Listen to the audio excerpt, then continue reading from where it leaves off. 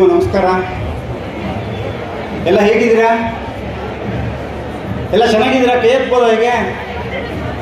Okay, ಎಲ್ಲರೂ ಸ್ವಲ್ಪ ಈ ಕಡೆ ಗಮನಿಸೋಣ. ನಾನು ಹೆಚ್ಚು ಸಮಯ ತಗೊಳ್ಳಲ್ಲ, ಒಂದು ಅರ್ಧ ಗಂಟೆ ಒಳಗೆ ಮುಗಿಸ್ತೀನಿ ನಾನು.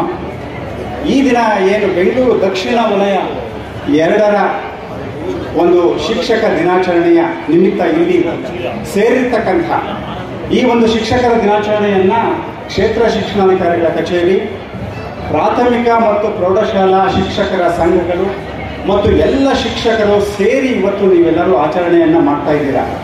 ಮೊದಲಿಗೆ ತಮ್ಮೆಲ್ಲರಿಗೂ ಸಹ ಶಿಕ್ಷಕರ ದಿನಾಚರಣೆಯ ಹಾರ್ದಿಕ ಶುಭಾಶಯಗಳು. ಸೊ ಈ ದಿನ ನಿಮ್ಮೆಲ್ಲರೂ ಏನಿದೆ ಒಂದು ಸಂಭ್ರಮವನ್ನು, ಸಂತೋಷವನ್ನು, ಖುಷಿಯನ್ನು ಪಡುವಂತಹ ಒಂದು ಅದ್ಭುತವಾದ ದಿನ. ಸೆಪ್ಟೆಂಬರ್ 5 ನೀವು ಮಾಡಬೇಕಿತ್ತು, ಸ್ವಲ್ಪ ತಡವಾಗಿ ಮಾಡ್ತಾ ಇದ್ದೀರಾ. ಪ್ರತಿ ದಿನವೂ ಸಹ ಶಿಕ್ಷಕರ ದಿನಾಚರಣೆ, ಹಾಗೆ ನೋಡಿದ್ರೆ ಅದು ತಪ್ಪೇನೂ ಇಲ್ಲ. ಸೊ ಈಗ ತಾನೇ ತಾವು ಅದ್ಭುತವಾದ ಒಂದು ಸಂಗೀತವನ್ನು ಶ್ರೀ ಸಿದ್ದರಾಮ ಕೆಸಾಪುರ ಅವರು ತುಂಬ ಚೆನ್ನಾಗಿ, ಮತ್ತು ತಂಡ ಅವರಿಗೆ ನಾವು ಮೊದಲು ಚಪ್ಪಾಳಿಯನ್ನು ನಾವು ಸಲ್ಲಿಸೋಣ. 4 ತಂದಿ ಅಂತೂ ನಾನು ತುಂಬ ಚೆನ್ನಾಗಿ, ನಾನು ತಲ್ಲಿನ ಆಗ್ಬಿಟ್ಟಿದ್ದೆ, ತುಂಬ ಚೆನ್ನಾಗಿ ಹಾಡಿದ್ರು ಅವರು. ಶಿಕ್ಷಕರ ದಿನಾಚರಣೆ ಶಿಕ್ಷಕರು ಸಂಭ್ರಮಿಸ್ತಕ್ಕಂಥ ಒಂದು ದಿನ. ಜೊತೆಗೆ ನಮ್ಮ ನಿವೃತ್ತ ಶಿಕ್ಷಕರಿಗೆ ಅವರಿಗೆ ಗೌರವವನ್ನು ಸಲ್ಲಿಸ್ತಕ್ಕಂಥದ್ದು, ವಲಯದಲ್ಲಿ ಉತ್ತಮ ಕೆಲಸವನ್ನು ಮಾಡಿರ್ತಕ್ಕಂಥ ಉತ್ತಮ ಶಿಕ್ಷಕರಿಗೆ ಪುರಸ್ಕಾರವನ್ನು, ಪ್ರಶಸ್ತಿಯನ್ನು ಕೊಡುವಂಥದ್ದು, ಮತ್ತು ಶಿಕ್ಷಕರಾಗಿರ್ತಕ್ಕಂಥ ನಾವೆಲ್ಲ ಖುಷಿ ಪಡುವಂತಹ ಒಂದು ಅದ್ಭುತವಾದ ದಿನ. ಹಾಗೆಯೇ ಶಿಕ್ಷಕರಾದ ನಾವು ಒಂದಷ್ಟು ಚಿಂತನೆಯನ್ನೂ ಮಾಡುವಂತಹ ದಿನ. ನಮ್ಮ ಕೆಲಸದ ಬಗ್ಗೆ, ನಮ್ಮ ವೃತ್ತಿಯ ಬಗ್ಗೆ, ನಮ್ಮ ವೃತ್ತಿ ಎಷ್ಟು ಅದ್ಭುತವಾಗಿರ್ತಕ್ಕಂಥ ವೃತ್ತಿ, ಈ ವಿಷಯಗಳ ಬಗ್ಗೆ ಒಂದಷ್ಟು ಮಾಹಿತಿಯನ್ನು ಮೆಲುಕು ಹಾಕುವಂತಹ ಒಂದು ದಿನ ಅನ್ನುವಂಥದ್ದು. ಸೊ ನಮಗೆಲ್ಲ ಗೊತ್ತಿದೆ, ಅನೇಕ ಸವಾಲುಗಳ ನಡುವೆ, ಸಮಸ್ಯೆಗಳ ನಡುವೆ, ಸಂದಿಗ್ಧಗಳ ನಡುವೆ ನೀವು ಕೆಲಸವನ್ನು ಬಹಳ ಅತ್ಯುತ್ತಮವಾಗಿ ನೀವು ಮಾಡ್ತಾ ಇದ್ದೀರಾ. ಬಹಳ ಶಿಕ್ಷಕ ವೃತ್ತಿ ಏನಿದೆಯಲ್ಲ, ಅದ್ಭುತವಾಗಿರ್ತಕ್ಕಂಥ ಒಂದು ವೃತ್ತಿ. ಸೊ ನೀವೆಲ್ಲ ಒಂದು ಬಹಳ ಸುಂದರವಾಗಿರ್ತಕ್ಕಂಥ ವ್ಯಕ್ತಿಗಳು. You are all beautiful people. So beautiful people ಅಂತ ಹೇಳಿದ್ರೆ ಯಾರು ಬಹಳ ಸುಂದರವಾಗಿರ್ತಕ್ಕಂಥ ಜನ. ಸೊ ನಿಮಗೆಲ್ಲ ಸಮಸ್ಯೆಗಳಿದೆ. ಈ ಸಮಸ್ಯೆಗಳು, ಸವಾಲುಗಳ ನಡುವೆ ಗಣತಿಯೆಲ್ಲ ಮಾಡಿ ಬರ್ತಾ ಇದ್ದೀರಲ್ವಾ? ಗಣತಿಗೂ ಬಹಳಷ್ಟು ಜನ ಹಿಂದೆ ಇರಬಹುದು. ಯಾರು ಇದ್ದೀರಾ ನೋಡಿ, ಬಹಳಷ್ಟು ಜನ ಗಣತಿಯಲ್ಲೂ ಸಹ ಇದ್ದಾರೆ. ಸೊ ಈ ಎಲ್ಲದರ ನಡುವೆ ಅಲ್ಲೂ ಇದ್ದಾರೆ. ತುಂಬ ಕೆಲಸಗಳ ನಡುವೆ ನಿಮ್ಮ ಕೆಲಸವನ್ನು ಸುಸೂತ್ರವಾಗಿ ಮಾಡ್ತಾ ಇದ್ದೀರಾ. ನಾನು ಹೇಳಿದೆ ನೀವೆಲ್ಲ ಬ್ಯೂಟಿಫುಲ್ ಪೀಪಲ್ ಅಂತೇಳಿ. ಸೊ ಯಾರು ಬ್ಯೂಟಿಫುಲ್ ಪೀಪಲ್ ಅನ್ನೋದಕ್ಕೆ ಒಂದು ಒಳ್ಳೆಯ ಕೋಟನ್ನು ನಾನು ಮೊನ್ನೆ ಪತ್ರಿಕೆಯಲ್ಲಿ ನಾನು ನೋಡಿದೆ. ನಿಮಗೂ ಅದನ್ನು ಹಂಚ್ಕೋಬೇಕು ಅಂತ ನಾನು ಬಯಸ್ತೇನೆ. ಯಾರು ತುಂಬ ಸುಂದರವಾಗಿರ್ತಕ್ಕಂಥ ಜನ ಅನ್ನುವಂಥದ್ದು. The most beautiful people we have known are those who have known defeat. ಯಾರು ಬಹಳ ಬ್ಯೂಟಿಫುಲ್ ಪೀಪಲ್ ಅಂದರೆ ಯಾರು ಸೋಲನ್ನು ಅನುಭವಿಸಿರ್ತಾರೆ ತಮ್ಮ ಜೀವನದಲ್ಲಿ, ಅಂಥವರು ಸಹ ಅಂತಕ್ಕಂಥದ್ದು. ದೋಸ್ ಹೂ ನೋನ್ ಸಫರಿಂಗ್, ಯಾರು ದುಃಖವನ್ನು ಅನುಭವಿಸಿರ್ತಾರೆ ಅವರು ಸಹ ಬ್ಯೂಟಿಫುಲ್ ಪೀಪಲ್. ನೋನ್ ಲಾಸ್, ಎಷ್ಟೋ ಜನ ನಷ್ಟಗಳನ್ನು ಅನುಭವಿಸಿರ್ತಾರೆ ಜೀವನದಲ್ಲಿ, ಅವರು ಸಹ ಬ್ಯೂಟಿಫುಲ್ ಪೀಪಲ್. ಜೊತೆಗೆ and have found their way, and they have found their way. These persons are having the understanding of life that fill them with compassion. And these beautiful people do not just happen. ಅಂದರೆ ಇಷ್ಟೆಲ್ಲ ಸಫರಿಂಗ್ಗಳ ನಡುವೆ, ನೋವುಗಳ ನಡುವೆ ಅವರು ಒಂದು ಕರುಣೆಯನ್ನು ಕಂಡುಕೊಳ್ತಾರೆ, ಒಂದು ತಾಳ್ಮೆಯನ್ನು ಕಂಡುಕೊಳ್ತಾರೆ. ನೋಡಿ, ಜಗತ್ತಿನ ಎಲ್ಲ ಸಾಧಕರನ್ನು ನೋಡಿ, ಅವರೆಲ್ಲರೂ ಸಹ ಸವಾಲುಗಳನ್ನು ಅನುಭವಿಸಿರುವಂಥವ್ರೆ, ನೋವನ್ನು ಅನುಭವಿಸಿರುವಂಥವ್ರೆ, ಹೋರಾಟಗಳನ್ನು ಅನುಭವಿಸಿರ್ತಕ್ಕಂಥವ್ರು. ಗಾಂಧೀಜಿಯವ್ರನ್ನ ತಗೊಳ್ಳಿ, ಮಾರ್ಟಿನ್ ಲೂಥರ್ ಕಿಂಗ್ ಅವ್ರನ್ನ ತಗೊಳ್ಳಿ, ಮದರ್ ತೆರೇಸಾರವ್ರನ್ನ ತಗೊಳ್ಳಿ. ಹಾಗೆ ನೀವೆಲ್ಲ ಶಿಕ್ಷಕರು ನಿಮ್ಮೊಳಗೊಂದು ಸಫರಿಂಗ್ ಇದೆ ಅಂತ ಹೇಳಿದ್ರೆ, ನೋವಿದೆ ಅಂತ ಹೇಳಿದ್ರೆ, ಅಥವಾ ಇನ್ನೇನೋ ಒಂದು ಸಮಸ್ಯೆ ಇದೆ ಅಂದರೆ, ಅವುಗಳ ನಡುವೆನೇ ಸಹ ನೀವು ಕಂಪ್ಯಾಷನನ್ನು ಬಿಡೋ ಹಾಗಿಲ್ಲ, ಕರುಣೆಯನ್ನು ಬಿಡೋ ಹಾಗಿಲ್ಲ, ಅಂಡರ್ಸ್ಟ್ಯಾಂಡಿಂಗ್ ಅನ್ನು ಬಿಡೋ ಹಾಗಿಲ್ಲ. ಸೊ ಬುದ್ಧ ಸಹ ಹೇಳೋದಿನ್ನೇ, ಭಗವಾನ್ ಬುದ್ಧ ಹೇಳುವಂಥದ್ದು ಏನು ಅಂತ ಹೇಳಿದ್ರೆ, ಇಡೀ ತನ್ನ 40 ವರ್ಷಗಳ ಟೀಚಿಂಗಲ್ಲಿ ಬುದ್ಧ ಹೇಳಿರುವಂಥದ್ದು 2 ಅಂಶ. ಒಂದು ಸಫರಿಂಗನ್ನು ಅರ್ಥ ಮಾಡಿಕೊಳ್ಳುವಂಥದ್ದು ಮತ್ತು ಸಫರಿಂಗಿಂದ ಹೊರ ಬರುವಂಥದ್ದು, ನೋವನ್ನು ಅರ್ಥ ಮಾಡಿಕೊಳ್ಳುವಂಥದ್ದು, ನೋವಿನಿಂದ ಹೊರ ಬರುವಂಥದ್ದು. ಯಾಕೆಂದರೆ ಯಾರಿಗೆ ಜೀವನವನ್ನು ಚೆನ್ನಾಗಿ ಅನುಭವಿಸೋಕೆ ಗೊತ್ತಿರುತ್ತೆ ಅಂದರೆ, ಯಾರು ನೋವುಗಳನ್ನು ಅನುಭವಿಸಿರ್ತಕ್ಕಂಥವ್ರು, ಸವಾಲುಗಳನ್ನು ಅನುಭವಿಸಿರುವಂಥವ್ರು, ಅವರು ಮಾತ್ರ ಆ ಒಂದು ಜೀವನವನ್ನು ಆಸ್ವಾದಿಸಲಿಕ್ಕೆ ಸಾಧ್ಯ ಇದೆ ಅನ್ನುವಂಥದ್ದು. ಆದ್ದರಿಂದ ಯಾವುದೇ ವ್ಯಕ್ತಿಗೆ ಸವಾಲಿದೆ, ನನಗೆ ನೋವಿದೆ, ಸಮಸ್ಯೆ ಇದೆ ಅಂತ ಹೇಳಿದ್ರೆ ಆ ವ್ಯಕ್ತಿಯಲ್ಲಿ ಕರುಣೆಯನ್ನು ಪ್ರತಿಷ್ಠಾಪನೆ ಮಾಡ್ಕೋಬೇಕು, ಮಾನವೀಯತೆಯನ್ನು ಪ್ರತಿಷ್ಠಾಪನೆ ಮಾಡ್ಕೋಬೇಕು, ಒಂದಷ್ಟು ಅರ್ಥಗ್ರಹಿಕೆಯನ್ನು ಪ್ರತಿಷ್ಠಾಪನೆ ಮಾಡ್ಕೋಬೇಕು. ಅದಿದ್ದಾಗ ಮಾತ್ರ ನಮ್ಮ ನೋವಿಗೆ, ಹೋರಾಟಕ್ಕೆ, ಬದುಕಿಗೆ ಒಂದು ಅರ್ಥ ಬರುತ್ತೆ. ಇಲ್ಲ ಅಂತ ಹೇಳಿದ್ರೆ, ನಾನು ಹೇಳೋದನ್ನು ಕೇಳಿದ್ದೀನಿ, ನಾನು ನಮ್ಮ ಸರ್ಕಾರಿ ವ್ಯವಸ್ಥೆ ಇರ್ಬೋದು, ಖಾಸಗಿ ವ್ಯವಸ್ಥೆ ಇರ್ಬೋದು, ಶಿಕ್ಷಕರಿಗೆ ಹಲವಾರು ಸವಾಲುಗಳಿದ್ದಾವೆ, ಸಮಸ್ಯೆಗಳಿದ್ದಾವೆ. ಆದರೆ ಅವುಗಳ ನಡುವೆನೇ ಅತ್ಯದ್ಭುತವಾದ ಕೆಲಸವನ್ನು ಮಾಡುವಂತಹ ಶಿಕ್ಷಕರು ನೀವೆಲ್ಲ ಆಗಿದ್ದೀರಿ. ಈ ದೃಷ್ಟಿಯಿಂದ ನೋಡಿದಾಗ ನಾವು ನಮ್ಮೊಳಗೆ ಆ ಒಂದು ಪ್ರೀತಿಯ ಭಾವನೆಯನ್ನು, ಕರುಣೆಯ ಭಾವನೆಯನ್ನು, ಮಾನವೀಯತೆಯ ಭಾವನೆಗಳನ್ನು ಕೈ ಬಿಡಬಾರ್ದು, ಅವನ್ನು ಇಟ್ಕೋಬೇಕು ಅನ್ನುವಂಥದ್ದು. ಅವುಗಳ ನಡುವೆ ನಾವು ಒಳ್ಳೆಯ ಕೆಲಸವನ್ನು ಮಾಡಬೇಕು ಅನ್ನುವಂಥದ್ದು. ಆದ್ದರಿಂದ ಶಿಕ್ಷಕರ ಕೆಲಸ ಹೇಗೆ ಅಂತ ಹೇಳಿದ್ರೆ, ಅದೊಂದು ವೃತ್ತಿ ಅಷ್ಟೇ ಅಲ್ಲ, ಅದೊಂದು ವ್ರತ ಅಂತೇಳಿ. ನೀವು ಯಾವತ್ತು ಶಿಕ್ಷಕರ ವೃತ್ತಿಗೆ ಸೇರಿದಿರೋ ನೀವೊಂದು ವ್ರತವನ್ನು ಹಿಡಿದ ಹಾಗೆ.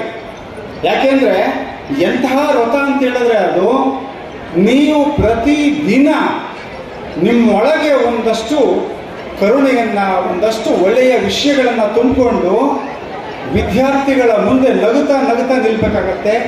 ನಿಮ್ಮ ಸಂತೋಷವನ್ನು, ಒಂದು ಒಳ್ಳೆಯ ರೀತಿಯಾಗಿರ್ತಕ್ಕಂಥ ವಿಷಯಗಳನ್ನು ಮಕ್ಕಳಿಗೆ ಕಲಿಸುವಂತಹ ಒಂದು ನಿಟ್ಟಿನಲ್ಲಿ, ಅವರ ವ್ಯಕ್ತಿತ್ವವನ್ನು ರೂಪಿಸುವಂತಹ ನಿಟ್ಟಿನಲ್ಲಿ ನೀವು ಕೆಲಸವನ್ನು ಮಾಡಬೇಕಾಗುತ್ತೆ. ಆದ್ದರಿಂದ ಇದೊಂದು ವ್ರತ ಅಂತ ಹೇಳಲಾಗಿದೆ. ಈ ವ್ರತದಲ್ಲಿ ಏನು ಅಂತ ಹೇಳಿದ್ರೆ, ವಿದ್ಯಾರ್ಥಿಗಳ ವ್ಯಕ್ತಿತ್ವವನ್ನು ನಿರ್ಮಾಣ ಮಾಡುವಂತಹ ಒಂದು ನಿಟ್ಟಿನಲ್ಲಿ ಶಿಕ್ಷಕರ ಪಾತ್ರ ಅಗಣಿತವಾಗಿರುವಂಥದ್ದು.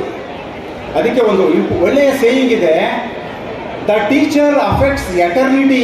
ಎಟರ್ನಿಟಿ ಅಂದರೆ ತುಂಬ ದೊಡ್ಡದಾದ ಒಂದು ಶಾಶ್ವತವಾದ ಒಂದು ಸ್ಥಾನದವರೆಗೆ ಶಿಕ್ಷಕನ ಒಂದು ಪಾತ್ರ ಇದೆ, ಪರಿಣಾಮ ಇದೆ. ಬರೀ ತರಗತಿಗಷ್ಟೇ ಇಲ್ಲ, ಮುಗಿಲು ಮುಟ್ಟುವಂತಹ ಪಾತ್ರ ಇದೆ. ನಮ್ಮ ಕೆಲಸಗಳನ್ನು ನಾವು ಚೆನ್ನಾಗಿ ಮಾಡಿದಾಗ, ಪ್ರಭಾವವನ್ನು ಬೀರಿದಾಗ. A teacher affects eternity. She can never tell where our influence stops. ಶಿಕ್ಷಕಿಯ ಪ್ರಭಾವ ಎಲ್ಲಿ ನಿಲ್ಲುತ್ತೆ ಅಂತ ಹೇಳಕ್ಕಾಗಲ್ಲ, ಆಕಾಶದೆತ್ತರದವರೆಗೆ ಇದೆ. ಆದ್ದರಿಂದ ಬರೀ ನನ್ನ ತರಗತಿಗಷ್ಟೇ ಶಿಕ್ಷಕರಲ್ಲ ನಾನು. ನೋಡಿ, ಸರ್ವಪಲ್ಲಿ ರಾಧಾಕೃಷ್ಣರವರು, ಸಾವಿತ್ರಿ ಬಾಯಿ ಫುಲೆ ಅವರು ನಿಮ್ಮ ಹಾಗೇನೆ ಶಿಕ್ಷಕರು. ಅವರು ತರಗತಿಗಳಿಗಷ್ಟೇ ಶಿಕ್ಷಕರಾಗಲಿಲ್ಲ, ಅವರ ಊರಿಗೆ ಶಿಕ್ಷಕರಾದರು, ಗುರುಗಳಾದರು. ಅವರ ರಾಜ್ಯಕ್ಕೆ ಆದರು, ದೇಶಕ್ಕೆ ಆದರು, ವಿಶ್ವಕ್ಕೆ ಆದರು. ಅಂತಹ ಮಹಾನ್ ವ್ಯಕ್ತಿಗಳು ನಿಮ್ಮ ಹಾಗೇನೆ ಪಾಠ ಮಾಡಿದಂಥವ್ರು. APJ ಅಬ್ದುಲ್ ಕಲಾಂ ಅವರನ್ನ ತಗೊಳ್ಳಿ ನೀವು, ಅವರು ಸಹ ಶಿಕ್ಷಕರಾಗಿದ್ದಂಥವ್ರು. ಒಬ್ಬ ಶಿಕ್ಷಕ ರಾಷ್ಟ್ರಪತಿ ಆಗಬಹುದು ಅನ್ನುವಂತಹ ಒಂದು ಉದಾಹರಣೆಯನ್ನ, ಎರಡು ಜ್ವಲಂತ ಉದಾಹರಣೆಗಳು ನಮ್ಮ ದೇಶದಲ್ಲಿ ಇದೆ. ಇಬ್ಬರು ರಾಷ್ಟ್ರಪತಿಗಳನ್ನ ಕೊಟ್ಟಂತಹ ಶಿಕ್ಷಕ ವೃತ್ತಿ ನಮ್ಮದು. ಅದ್ಭುತವಾದ ವೃತ್ತಿಯಲ್ಲಿ ನೀವೆಲ್ಲ ಇದ್ದೇವೆ ಅನ್ನುವಂಥದ್ದು. ಚಪ್ಪಲಿ ಹೊಡಿಬೋದು ಸ್ವಲ್ಪ ಜಾಸ್ತಿನೇ. ಯಾಕೆಂದ್ರೆ ಅಬ್ದುಲ್ ಕಲಾಂ ಅವರು ಎಂತಹ ಶಿಕ್ಷಕರು ಅಂತ ಹೇಳಿದ್ರೆ, ಅವರು ವಿದ್ಯಾರ್ಥಿಯಾದಾಗ ಅವರ ಶಿಕ್ಷಕರು ಶಿವಸುಬ್ರಹ್ಮಣ್ಯಂ ಅಂತೇಳಿ, ಅವರು 6ನೇ ತರಗತಿಯಲ್ಲಿ ನಿಮ್ಮ ಹಾಗೇನೆ ಪಾಠ ಮಾಡುವಂತಹ ವೇಳೆಯಲ್ಲಿ ಪಕ್ಷಿಗಳನ್ನು ತೋರಿಸಿ, ಪಕ್ಷಿಗಳು ಹೇಗೆ ಅರ್ಥವೇ, ಅದರ ಹಿಂದಿರುವ ಸೈನ್ಸ್ ಏನು ಅನ್ನುವಂಥದ್ದನ್ನು ವಿವರಿಸ್ತಾರೆ. ಬಾಲಕ ಕಲಂನಲ್ಲಿ ಬಹಳ ಒಂದು ಕುತೂಹಲ, ಒಂದು ಪ್ರಶ್ನೆಗಳು ಹುಟ್ಟುಕೊಳ್ಳುತ್ತೆ. ನಾನು ಸಹ ಪಕ್ಷಿಗಳು ಹಾರುವ ರೀತಿಯಲ್ಲಿ ನಾನು ವಿಮಾನಗಳಲ್ಲಿ ಹಾರಾಡಬೇಕು, ಬಾಹ್ಯಾಕಾಶ ನನ್ನ ಕ್ಷೇತ್ರ ಅನ್ನುವಂತಹ ನಿರ್ಧಾರವನ್ನು ಕನಸುಗಳನ್ನು ತುಂಬಿಕೊಡ್ತಾರೆ. ನಮಗೆ ನಿಮಗೆ ಗೊತ್ತಿದೆ, ಅವರೊಬ್ಬರು ಬಾಹ್ಯಾಕಾಶ ವಿಜ್ಞಾನಿಯಾಗಿ ಅದ್ಭುತವಾದ ಕೆಲಸ ಮಾಡ್ತಾರೆ. ಅದಕ್ಕೆ ಕಾರಣ ಅವರ ಶಿವಸುಬ್ರಹ್ಮಣ್ಯಂ ಶಿಕ್ಷಕರು. ಸೊ ಅಂತಹ ಶಿಕ್ಷಕರು ನಮ್ಮನ್ನ ರೂಪಿಸಿದ್ದಾರೆ, ನಿಮ್ಮನ್ನ ರೂಪಿಸಿದ್ದಾರೆ. ಇವತ್ತು ಬದುಕಿನಲ್ಲಿ ನಮ್ಮ ಸಮಾಜದಲ್ಲಿರ್ತಕ್ಕಂಥ ಎಲ್ಲಾ ವೃತ್ತಿಗಳನ್ನ ರೂಪಿಸಿರುವಂತಹ ಶಿಕ್ಷಕರು ಯಾರು ಅಂತ ಹೇಳಿದ್ರೆ ನಿಮ್ಮಂತಹ ಶಿಕ್ಷಕರು. ಅಂತಹ ಶಿಕ್ಷಕರಿಗೆ ನಾನಿವತ್ತು ಇಲ್ಲಿ ಮಾತಾಡ್ತಿದ್ದೀನಿ 2 ಮಾತು ಅಂತ ಹೇಳಿದ್ರೆ ಅದಕ್ಕೆ ಕಾರಣ ನಮ್ಮ ಶಿಕ್ಷಕರು. ನೀವು ಇವತ್ತು ಶಿಕ್ಷಕ ಸ್ಥಾನದಲ್ಲಿ ಕೂತಿದ್ದೀರಾ, ನೀವು 4 ಮಾತಾಡ್ತಿದ್ದೀರಿ, ಮಕ್ಕಳಿಗೆ ಕಲಿಸಿದಿರಿ, ಎಷ್ಟೋ ಮಕ್ಕಳಿಗೆ ದಾರಿದೀಪವಾಗಿದ್ದೀರಿ, ಅವರಿಗೆ ಪ್ರೇರಕ ಶಕ್ತಿ ಆಗಿದ್ದೀರಿ ಅಂತ ಹೇಳಿದ್ರೆ ನಿಮ್ಮ ಶಿಕ್ಷಕರು ಕಾರಣ. ಈ ದೃಷ್ಟಿಯಿಂದ ನೋಡಿದಾಗ ಯಾವತ್ತೋ ಒಂದು ದಿವಸ ನಿಮ್ಮ ಸ್ಟೂಡೆಂಟ್ ನಿಮ್ಮ ಮುಂದೆ ನಿಂತು, ಸರ್ ನೀವು ಅದ್ಭುತವಾಗಿ ಲೆಕ್ಕ ಕಲಿಸ್ಕೊಟ್ರಿ ಅವತ್ತು ನನಗೆ, ನಾನಿವತ್ತು ಒಳ್ಳೆಯ ಸ್ಥಾನದಲ್ಲಿದ್ದೀನಿ, ನಿಮ್ಮನ್ನ ಅಷ್ಟಕ್ಕೆ ಜ್ಞಾಪಿಸ್ಕೊಳ್ಳಲ್ಲ ನಾನು, ನೀವು ಜೀವನದ ಲೆಕ್ಕ ಹೇಳ್ಕೊಟ್ರಿ ನನಗೆ, ನೀವು ಜೀವನದ ಲೆಕ್ಕವನ್ನ ನಿಮ್ಮ ವರ್ತನೆಯಲ್ಲಿ ಕಲಿತೆ ನಾನು ಅಂತ ಒಬ್ಬ ವಿದ್ಯಾರ್ಥಿ ಹೇಳಿದ್ರೆ ಮ್ಯಾಥಮೆಟಿಕ್ಸ್ ಮೇಸ್ಟ್ರಿಗೆ, ನೀವು ಕೇಳ್ಬೋದು, ನಾನು ಲೆಕ್ಕ ಹೇಳ್ಕೊಟ್ಟಿದ್ದೀನಿ, ಜೀವನದ ಲೆಕ್ಕ ನಾನೇ ಹೇಳ್ಕೊಟ್ಟಿದ್ದೀನಪ್ಪ ನಿಮಗೆ ಅಂದ್ರೆ ನೀವು ಹೇಳ್ಬೋದು. ಅವನು ಹೇಳ್ತಾನೆ ವಿದ್ಯಾರ್ಥಿ, ಗುರುಗಳೇ ನೀವು ನಿಮಗೆ ಬೇಸರ ಮಾಡಿರ್ತಕ್ಕಂಥ ಸಂದರ್ಭದಲ್ಲಿಯೂ ಸಹ ನೀವು ತಾಳ್ಮೆಯಿಂದ ಪ್ರತಿಕ್ರಿಯಿಸೋದನ್ನ, ಸ್ಪಂದಿಸೋದನ್ನ ನಾನು ಅವಲೋಕಿಸಿದ್ದೀನಿ. ನಿಮ್ಮ ಪ್ರತಿ ನಡವಳಿಕೆ ನನಗೆ ನನ್ನ ಜೀವನ ಕಟ್ಟಿಕೊಳ್ಳಿಕ್ಕೆ ಸಹಾಯ ಮಾಡಿದೆ. ಜೀವನದ ಲೆಕ್ಕವನ್ನು ಹೇಳ್ಕೊಟ್ಟಿದ್ದೀರಿ ನೀವು, ಬರೀ ಗಣಿತದ ಲೆಕ್ಕ ಹೇಳ್ಕೊಟ್ಟಿಲ್ಲ, ಟೆಕ್ಸ್ಟ್ ಬುಕ್ಕಿನ ಲೆಕ್ಕ ಹೇಳ್ಕೊಟ್ಟಿಲ್ಲ. ಸೊ ಅದು ನಾವು ಮಾಡುವ ಪಾಠ ಬರೀ ಸಬ್ಜೆಕ್ಟ್ಗೆ ಕಾರಣ ಆಗಬಾರ್ದು, ಆ ವಿದ್ಯಾರ್ಥಿಯ ವರ್ತನೆಯನ್ನ ರೂಪಿಸುವಂತಹ ರೀತಿಯಲ್ಲಿ, ವ್ಯಕ್ತಿತ್ವ ರೂಪಿಸುವಂತಹ ರೀತಿಯಲ್ಲಿ ನಾವು ನಮ್ಮ ವಿಷಯಗಳನ್ನ, ಜ್ಞಾನವನ್ನ, ವಿಚಾರಗಳನ್ನ, ನಡವಳಿಕೆಗಳನ್ನ ನಾವು ರೂಪಿಸ್ಕೋಬೇಕಾಗತ್ತೆ.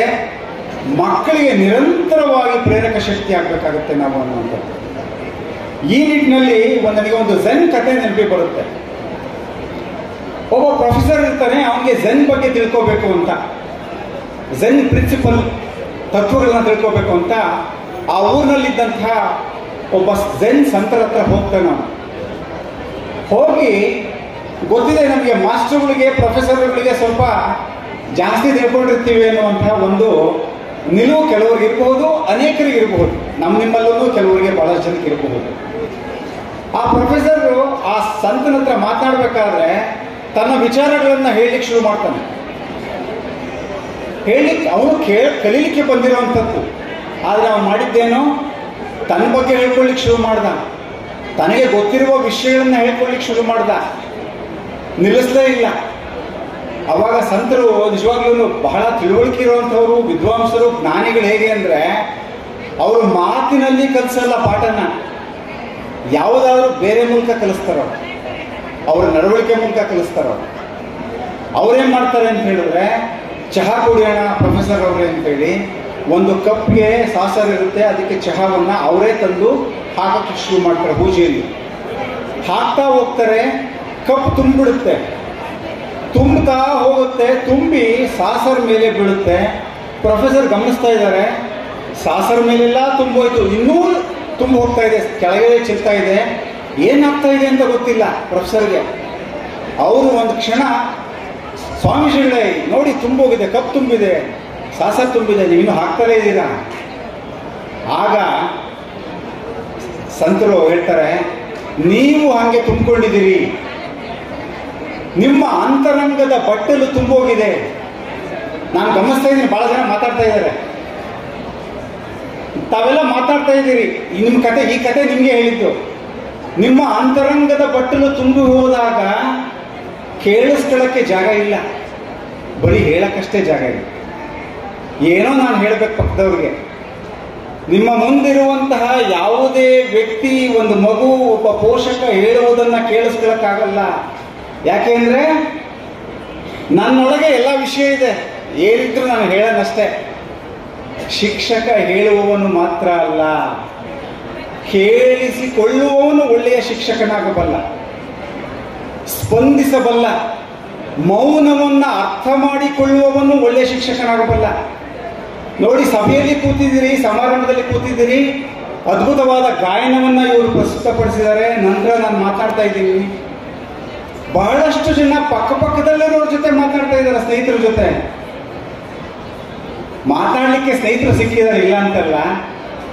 ಎದುರಿಗೆ ನಿಂತು ಶಿಕ್ಷಕನಾಗಿ ನಾನೂ ಸಹ ಕೆಲವು ವಿಷಯಗಳನ್ನ ನಿಮ್ಗೆ ಹೇಳ್ತಾ ಇದ್ದೀನಿ. ಕೇಳಿಸಿಕೊಳ್ಳುವ ಒಂದು ಔದಾರ್ಯವನ್ನು ತಾವು ತೋರಿದ್ರೆ ನಾನೂ ಸಹ ಒಬ್ಬ ಶಿಕ್ಷಕನಾಗಿ ನಿಮ್ಮಂತೆ ಒಂದು ಸ್ವಲ್ಪ ಸಂತೋಷ ಪಡ್ತೀನಿ ನಾನು ಅಂತೇಳಿ. ಆದ್ರಿಂದ ಶಿಕ್ಷಕ ಮಿತ್ರರೇ, ಸಭೆ ಸಮಾರಂಭಗಳಲ್ಲಿ ನಾನು ಕೂತಿರಬಹುದು, ನೀವು ಕೂತಿರಬಹುದು, ನಾನು ಭಾಷಣವನ್ನ ಮಾಡಬಹುದು, ಪಾಠ ಮಾಡಬಹುದು, ನೀವು ಮಾಡಬಹುದು. ನಿಮ್ಮ ಮುಂದೆ ವಿದ್ಯಾರ್ಥಿ ಇರಬಹುದು, ಒಬ್ಬ ಪೋಷಕ ಇರಬಹುದು. ನಿಮ್ಮ ಮುಂದೆ ಇರುವಂಥವರು ಕೇಳಿಸ್ಕೊಳ್ಳದೆ ಹೋದ್ರೆ ನಿಮ್ಮನ್ನ, ನಿಮಗೆ ಆಗುವಂತಹ ಒಂದು ಭಾವನೆ ನೋವಲ್ಲ ಅದು. ಆ ಭಾವನೆ ಏನು ಅಂತ ನೀವು ಅರ್ಥ ಮಾಡಿಕೊಂಡ್ರೆ ನೀವು ಒಬ್ಬ ಯಶಸ್ವಿ ಶಿಕ್ಷಕರಾಗ್ತೀರ. ಶಿಕ್ಷಕನಿಗೆ ಬೇಕಾಗಿರುವ ದೊಡ್ಡ ಗುಣ ಅದು ಕೇಳಿಸಿಕೊಳ್ಳುವಂತಹ ಗುಣವನ್ನ ನೀವು ಕಲಿಯೋಣ. ನಿಜಕ್ಕೂ ಇವಾಗ ಬಹಳ ಖುಷಿ ಆಯಿತು, ಕೇಳಿಸ್ಕೊಂಡು ಚಪ್ಪಾಳೆ ಮಾಡ್ತಾರಲ್ಲ. Thank you so much. ನೋಡಿ, ಇನ್ನೊಂದು ಕಥೆ ಹೇಳ್ತೀನಿ ನಾನು. ನಮ್ಮ ಗುರುಗಳು ಎಷ್ಟು, ನಿಮ್ಮಂತಹ ಗುರುಗಳು ಎಷ್ಟು ಸೂಕ್ಷ್ಮ ಇರ್ತಾರೆ ಅಂತೇಳಿ. ಒಬ್ಬ ರಾಜ ಇದ್ದ. ಯಾಕಂದ್ರೆ ನೀವು ಸ್ವಲ್ಪ ಕೇಳಿಸ್ಕೊಳ್ಳಿ ಅಂತ ಒಂದು ಕಥೆನ ಓದ್ಕೊಂಡ್ಬಂದಿದ್ದೀನಿ ನಾನು. ಗೊತ್ತು ಕೇಳಿಸ್ಕೊಳ್ಳೋದು ಕಷ್ಟ ಅಂತ. ಸಾಧ್ಯ ಆದಷ್ಟು ನಿಮಗೆ ಬೋರ್ ಆಗದೆ ಇರೋ ಥರ ನಾನು ಹೇಳಲಿಕ್ಕೆ ಪ್ರಯತ್ನಿಸ್ತೀನಿ. ಅಲ್ಲಿಗೂ ಬೋರ್ ಆದರೆ ನಾನು ಸ್ವಲ್ಪ ಬೈಕೊಂಡು ನನ್ನನ್ನು ಕ್ಷಮಿಸಿಬಿಡ್ತೀನಿ. ಆ ರಾಜ ತುಂಬ ತಲೆಯಲ್ಲಿರೋ ರಾಜ, ಮತ್ತು ಸ್ವಲ್ಪ ಹುಚ್ಚ ಅಂತೇಳಿನೇ ಜನಗಳು ಅಂದ್ಕೊಳ್ತಾ ಇದ್ರು.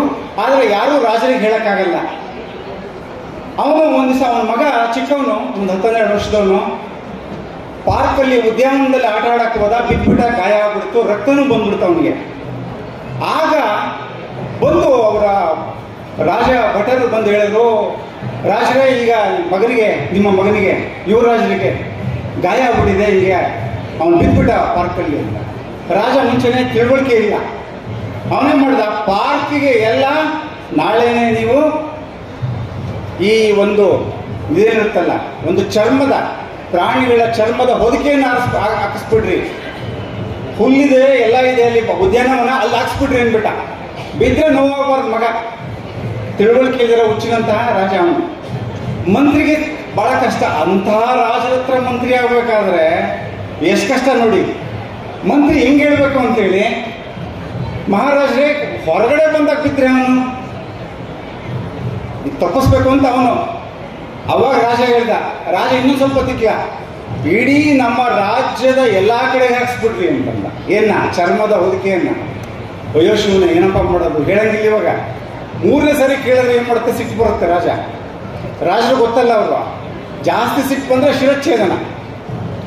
ಅದಕ್ಕೆ ಅವ್ರು ಏನ್ ಮಾಡೋರು, ಹೆಂಗೆ ಹೇಳ್ಬೇಕು ಅಂತೇಳಿ ಅವರು ಆಯ್ತು ಅಂತೇಳಿ ಅಕೌಂಟ್ಸ್ ಲೆಕ್ಕ ಶಾಖೆಗೆ ಕೇಳಿದ್ರು, ಎಷ್ಟು ಎಸ್ಟಿಮೇಟ್ ಮಾಡ್ರಿ, ಎಷ್ಟಾಗತ್ತೆ ಅಂತ, ಅಂದಾಜು ಮಾಡ್ರಿ ಅಂತ.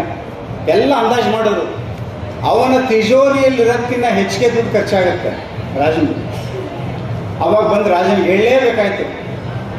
ಮಂತ್ರಿಗಳ, ರಾಜ ಈ ಥರ ನಮ್ಮಲ್ಲಿರೋಂಥ ಹಣ ಸಾಕಾಗಲ್ಲ. ಅವಾಗ ನಪ್ಸ್ಕೊಂಡು ಅವನು, ಇದಕ್ಕೆ ಏನು ಸೊಲ್ಯೂಷನ್ನು, ನಮ್ಮ ಗುರುಗಳನ್ನು ಕೇಳೋಣ ಅಂತ ಗುರುಗಳ ಹತ್ರ ಹೋದ. ನಿಮ್ಮ ಹತ್ರ ಬಂದು ಗುರುಗಳೇ ಇದಕ್ಕೆ ಒಂದು ಸೊಲ್ಯೂಷನನ್ನು ಕೊಡಿ.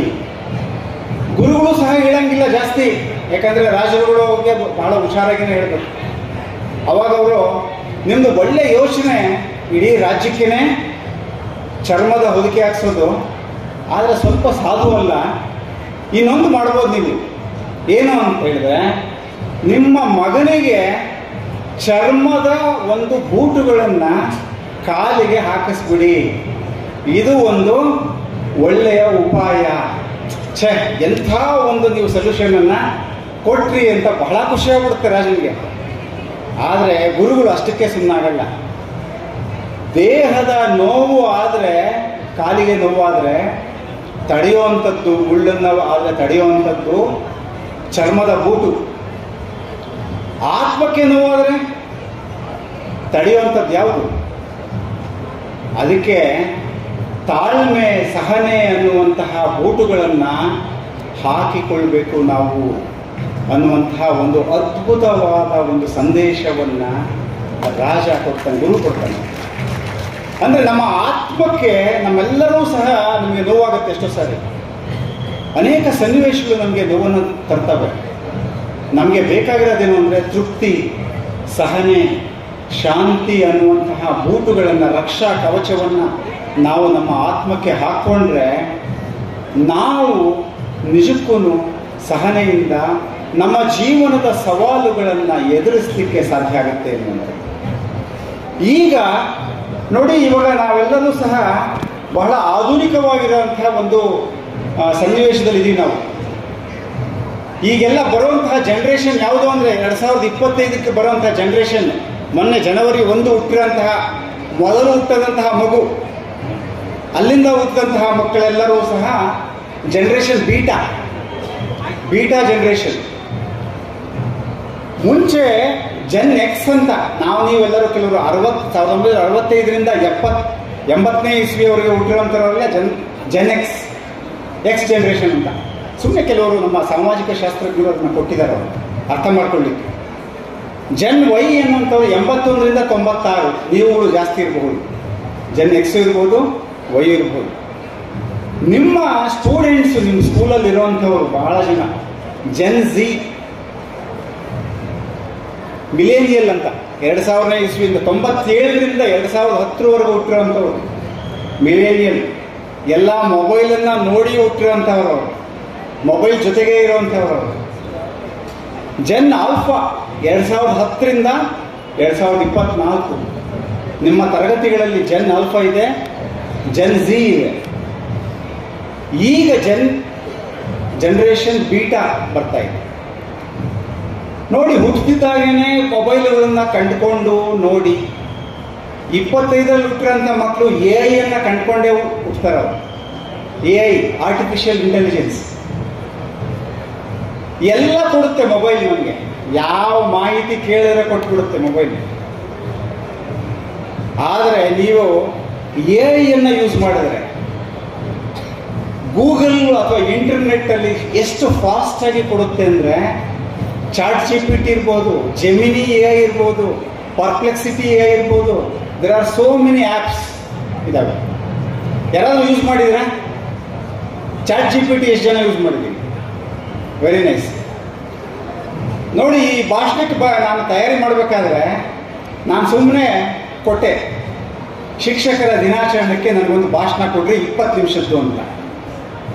It's fantastic. ಅದು ನಿಮ್ಗೆ ಎಷ್ಟು ಜನ ಮಾತಾಡುತ್ತೆ ಅಂದರೆ, ಇಟ್ಸ್ ವೆರಿ ಗುಡ್, ಫ್ಯಾಂಟಾಸ್ಟಿಕ್. ಟಕ ಟಕ ಟಕ ಟಕ ಟಕ 1 ನಿಮಿಷದೊಳಗೆ, 1 ನಿಮಿಷ ಇಲ್ಲ, ಜಸ್ಟ್ 3 ಸೆಕೆಂಡ್ಸ್ ಒಳಗೆ ಕೊಟ್ಬಿಡುತ್ತೆ. ಕೆಲವು ಇಲಿಸ್ಟ್ರೇಷನ್ಸನ್ನು ಕೊಡಿ, ಎಕ್ಸಾಂಪಲ್ಸ್ ಕೊಡಿ, ಟಕ್ಕನ್ನು ಕೊಟ್ಬಿಡ್ತವೆ. ಝೆನ್ ಸ್ಟೋರಿ ಕೊಡಿ, ಕೊಟ್ಬಿಡ್ತವೆ. ನೋಡಿ, ಎಲ್ಲ ಕೊಡ್ತೋದು. ಆದರೆ ಇಲ್ಲಿ ನಾನು ಆ ಮಾಹಿತಿಯನ್ನು ಇಟ್ಕೊಂಡು ಪ್ರಸ್ತುತಪಡಿಸ್ಬೇಕಾಗಿರೋ ಯಾರು?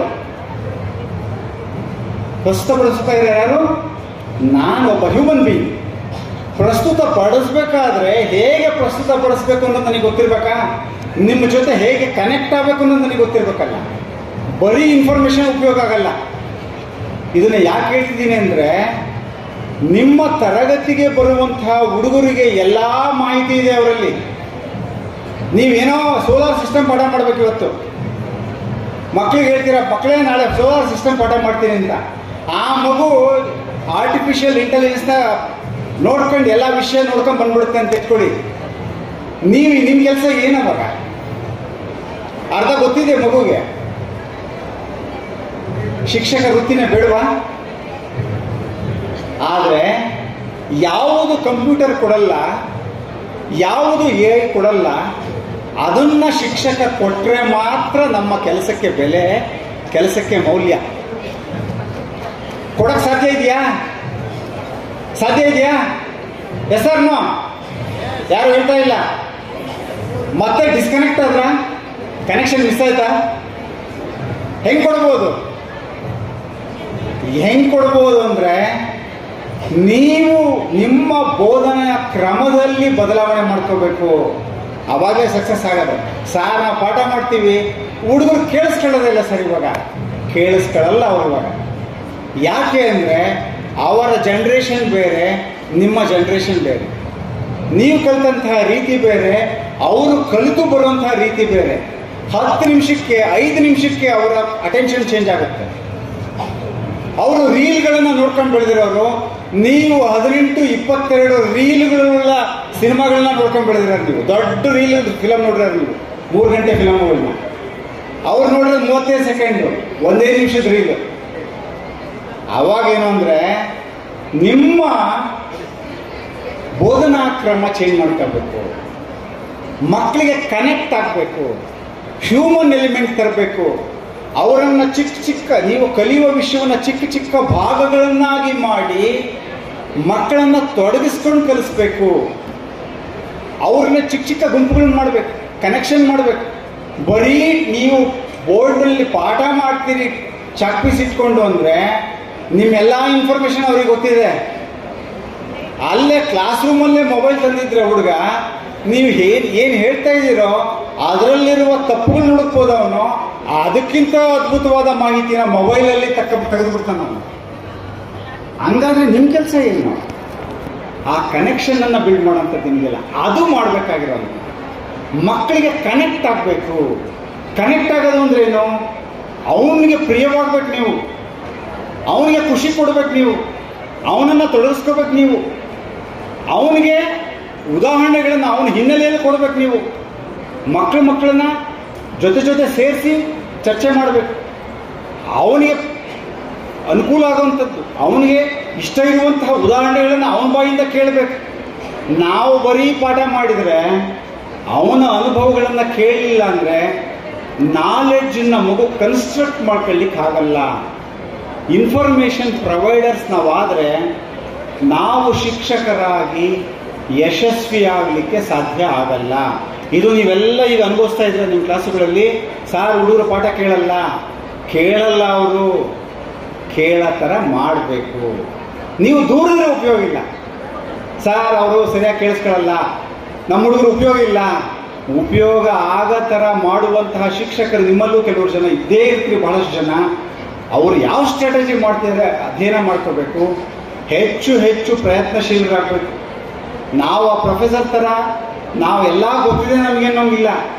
ಅಂತರಂಗದ ಬಟ್ಟಲನ್ನು ಖಾಲಿ ಇಟ್ಕೋಬೇಕು. ಅನ್ಲರ್ನಿಂಗ್ ಮಾಡ್ಬೇಕು. ಅನ್ಲರ್ನಿಂಗ್ ಅಂದರೆ ಬಹಳಷ್ಟು ಯಾವ್ಯಾವುದು ನನಗೆ ಇದುವರೆಗೂ ನಾನು ಏನು ಮಾಡ್ತಿದ್ದೀನಿ, ಇಷ್ಟು ವರ್ಷ ಕೆಲಸ ಮಾಡಿರ್ತಾವಂಥದ್ರಲ್ಲಿ ಹೊಸ ಸ್ಕಿಲ್ಗಳನ್ನು ಕಲಿಬೇಕು ನಾವು. ಮಕ್ಕಳ ಜೊತೆ ತೊಡಗಿಸ್ಕೊಳ್ಳೋದು ಹೇಗೆ, ಅವ್ರಿಗೆ ರಸವತ್ತಾಗಿ ಬೋಧಿಸೋದು ಹೇಗೆ. ಬೋಧಿಸುವುದರಿಂದ ಉಪಯೋಗ ಇಲ್ಲ, ಕಲಿಸುವಂತೆ ವಾತಾವರಣವನ್ನು ಸೃಷ್ಟಿ ಮಾಡಬೇಕು, ಅವರೇ ಕಲಿಯುವಂತೆ ಮಾಡಬೇಕು. ಅದಕ್ಕೆ 2 ಇಂಪಾರ್ಟೆಂಟ್ ಮೆಥಡ್ಸ್ ಇದೆ. ಮಕ್ಕಳು ಚೆನ್ನಾಗಿ ಕಲಿಬೇಕು ಅಂದರೆ 2-3 ಮೆಥಡ್ಸ್, ಅದನ್ನು ನೀವು ಅಡಾಪ್ಟ್ ಮಾಡ್ಕೊಳ್ಳಿ.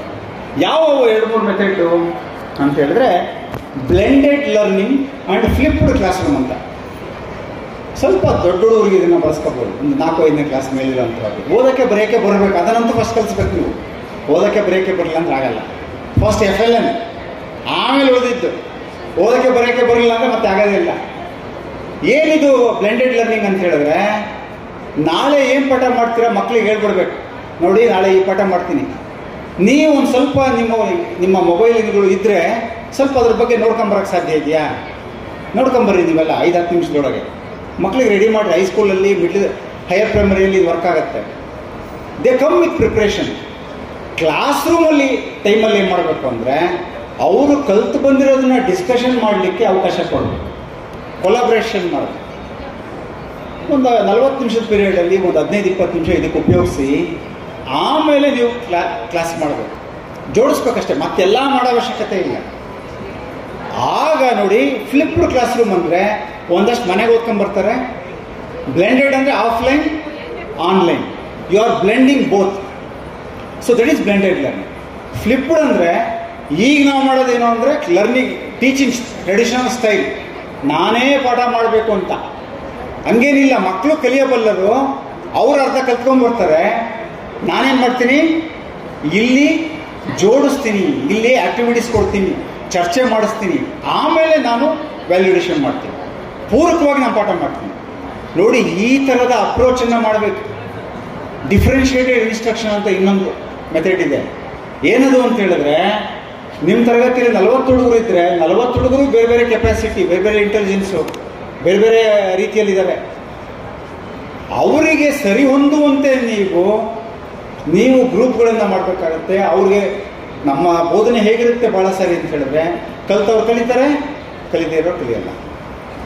ಅವರೆಲ್ಲರಿಗೂ ಸಹ ಪ್ರಸ್ತುತ ಮಾಡಿದ್ರೆ ಅದಕ್ಕೂ ಬೇರೆ ಬೇರೆ ರೀತಿಯಾಗಿರ್ತಕ್ಕಂಥ ಟೆಕ್ನಾಲಜಿ ಮತ್ತು ಸ್ಟ್ರಾಟಜಿಗಳಿದೆ. ಇನ್ನು ಒಂದು ವಿಷಯವನ್ನು ಹೇಳಿ ನಾನು ನನ್ನ ವಿಷಯವನ್ನು ಮುಗಿಸ್ತೀನಿ. ನಾವು ಶಿಕ್ಷಕರಾಗಿ, ಒಬ್ಬ ಹ್ಯೂಮನ್ ಬೀಯಿಂಗ್ ಆಗಿ ನಾವು ಹೇಗಿರಬೇಕು, ಇದು ನಮ್ಮ ಒಂದು ವಿಶ್ವ ಹೇಗಿದೆ ಅಂತ ಹೇಳಿದ್ರೆ, ನಮ್ಮ ಇಡೀ ಪ್ರಪಂಚ, ಅದನ್ನು ನಾವು ಅರ್ಥ ಮಾಡಿಕೊಂಡ್ರೆ ಒಬ್ಬ ಶಿಕ್ಷಕನಾಗಿ ಅಷ್ಟೇ ಯಾಕೆ ಒಬ್ಬ ಹ್ಯೂಮನ್ ಬೀಯಿಂಗ್ ಆಗಿ, ಒಬ್ಬ ಮಾನವ ವ್ಯಕ್ತಿಯಾಗಿ, ಒಂದು ಜೀವಿಯಾಗಿ, ಒಬ್ಬ ಮನುಷ್ಯನಾಗಿ ನಾನು ಹೇಗಿರಬೇಕು ಅನ್ನುವಂಥದ್ದನ್ನು ನಾವು ಅರ್ಥ ಮಾಡ್ಕೊಳ್ಳಿಕ್ಕೆ ಸಾಧ್ಯ ಇದೆ. ಏನು ಅಂತ ಹೇಳಿದ್ರೆ, ಇಡೀ ವಿಶ್ವನೇ ಒಂದು ಕಾಸ್ಮೋಸ್ ಆದ, ಒಂದು ಕಾಸ್ಮಿಕ್ ಆದ ಒಂದು ನೆಟ್ವರ್ಕ್. ಅದು ಇಡೀ ಒಂದು ವಿಶ್ವನೇ ಒಂದು ಪರಸ್ಪರ ಜೋಡಣೆಯಾಗಿರುವಂತಹ ಒಂದು ಅದ್ಭುತವಾದ ಒಂದು ಜಾಲ. ಇಲ್ಲಿ ಯಾವುದು ಐಸೋಲೇಟೆಡ್ ಆಗಿಲ್ಲ, ಇದು ಬೇರೆ ಅದು ಬೇರೆ ಇಲ್ಲ, ಅವ್ರು ಬೇರೆ ಇವ್ರು ಬೇರೆ ಇಲ್ಲ. ನಮ್ಮ ದೇಹದೊಳಗೆ ಹರಿಯುವಂತಹ ರಕ್ತದೊಳಗೆ ಐರನ್ ಕಂಟೆಂಟ್ ಇದೆ. ಇದೆಯಾ? ಚೆಕ್ ಮಾಡಿಸ್ಕೊಂಡಿದ್ದೀರಾ ನಿಮ್ದು ಎಷ್ಟಿದೆ ಅಂತ ಹೇಳ್ತಾರೆ. ಸೈಂಟಿಸ್ಟ್ ಹೇಳ್ತಾರೆ, ಈ ಐರನ್ ಎಲ್ಲಿಂದ ಬಂದಿದೆ ಅಂದರೆ, ಸ್ಟಾರ್ಸ್, ನಕ್ಷತ್ರಗಳು ಕೊಲೈಡ್ ಆದಾಗ, ಒಂದಕ್ಕೊಂದು ಡಿಕ್ಕಿ ಹೊಡೆದಾಗ ಅಲ್ಲಿಂದ ಬಿದ್ದಿರುವಂತಹ ಕಣಗಳಿಂದ ನಮ್ಮ ದೇಹದೊಳಗೆ ಇರುವಂತಹ ಒಂದು ಐರನ್ ಮತ್ತು ನಮ್ಮ ಭೂಮಿಯಲ್ಲಿರುವಂತಹ ಐರನ್ನು ಸಹ ಅನೇಕ ನಮ್ಮ ಭೂಮಿಯೊಳಗಿರುವಂತಹ ಮೆಟಲ್ಸ್ ಏನಿದೆಯಲ್ಲ, ಲೋಹಗಳು, ಆ ರೀತಿ ಸ್ಟಾರ್ಸ್ ದಿಕ್ಕಿಯಿಂದ ಬಂದಿರುವಂಥದ್ದು. ಒಂದು ನೋಡಿ, ನಮ್ಮ ದೇಹದೊಳಗಿರುವ ರಕ್ತದ ಲೋಹಗಳು ಬಾಡಿ ಪೂರ್ತಿ ಕೆಮಿಸ್ಟ್ರಿನೇ. ನಮ್ಮ ಬಾಡಿ ಒಳಗಡೆ ಐರನ್ ಇದೆ, ಏನೋ ಜಿಂಕ್ ಇದೆ, ಮೆಗ್ನೀಷಿಯಮ್ ಇದೆ, ಎಲ್ಲವೂ ಇದ್ದಾವೆ, ಸೋಡಿಯಂ ಇದೆ. ಒಂದು ವ್ಯತ್ಯಾಸ ಆಗಲಿ ನಿಮಗೆ, ಎಷ್ಟು ನಮ್ಮ ದೇಹದಲ್ಲಿ ಆರೋಗ್ಯ ವ್ಯತ್ಯಾಸ ಆಗುತ್ತೆ. ಸೊ ಇವೆಲ್ಲವೂ ಸಹ ಯೂನಿವರ್ಸಿಂದ ಬಂದಿದೆ ಅಂತೇಳಿ.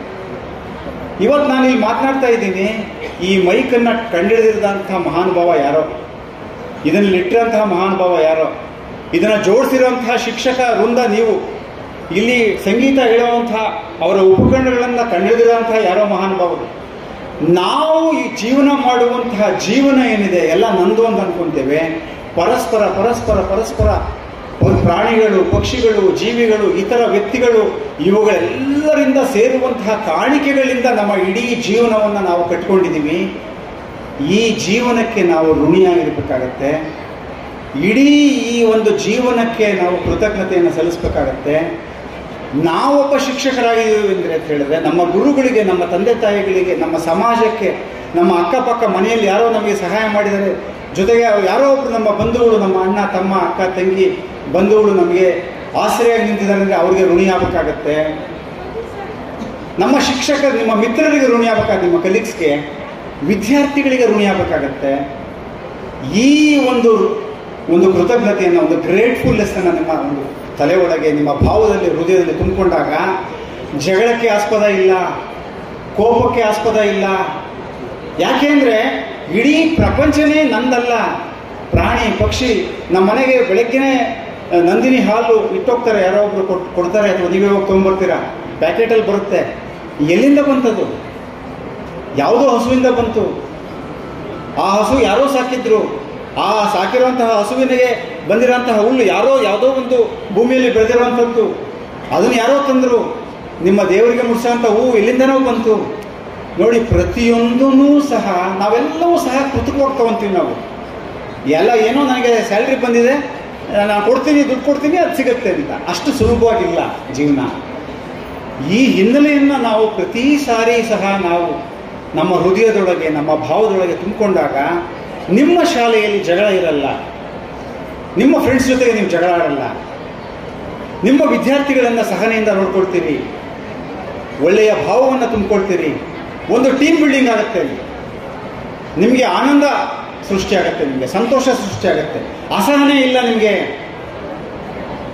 ಈ ದೃಷ್ಟಿಯಲ್ಲಿ ಈ ಶಿಕ್ಷಕರ ದಿನಾಚರಣೆಯೊಂದು ಅಂತಹ ಕೃತಜ್ಞತೆಯನ್ನು ನಮ್ಮ ಬಂಧು ಬಾಂಧವರಿಗೆ, ನಮ್ಮ ಗುರುಗಳಿಗೆ, ನಮ್ಮ ಸಮಾಜಕ್ಕೆ, ನಮ್ಮ ವಿದ್ಯಾರ್ಥಿ ವೃಂದಕ್ಕೆ ಎಲ್ಲರಿಗೂ ಸಹ ನಾವು ಸಲ್ಲಿಸ್ತಾ ನಿಮಗೂ ಸಹ ನಾನು ನೀವು ಮಾಡುವಂತಹ ಅದ್ಭುತವಾದ ಕಾರ್ಯ ಏನಿದೆ, ನಿಮ್ಮ ಎಲ್ಲ ಶಾಲೆಗಳಲ್ಲಿ ನೀವು ಮಾಡುವಂತಹ ಅದ್ಭುತ ಕಾರ್ಯಕ್ಕೆ ನಾನು ನಿಮ್ಮೆಲ್ಲರಿಗೂ ಸಹ ಮೆಚ್ಚುಗೆಯನ್ನು ಮತ್ತು ಒಂದು ಧನ್ಯವಾದವನ್ನು, ಒಂದು ಪ್ರಶಂಸೆಯನ್ನು ಅರ್ಪಿಸ್ತಾ ಈ ಒಂದು ನನ್ನ ಮಾತುಗಳನ್ನು ತಾವೆಲ್ಲರೂ ಸಹನೆಯಿಂದ ಆಲಿಸಿದಿರಿ.